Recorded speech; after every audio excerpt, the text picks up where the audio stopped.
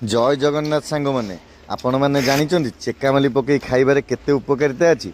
आज्ञा हाँ, मत जड़े गुरुजन यही उपदेश देते जे सुंदर चकाचक देखा जाउथिबा डाइनिंग रे बसी खाइया अपेक्षा तले कदली पत्र रे चेकामाली पकई खाइबार मजा अलग, आउ देह सुस्थ रहे, मन भल रहे। आज्ञा मु जड़े गुरुजन पाखु यही उपदेश शिखी। हाँ आज्ञा, मु तांको घर बुलिबा को जाइथिली।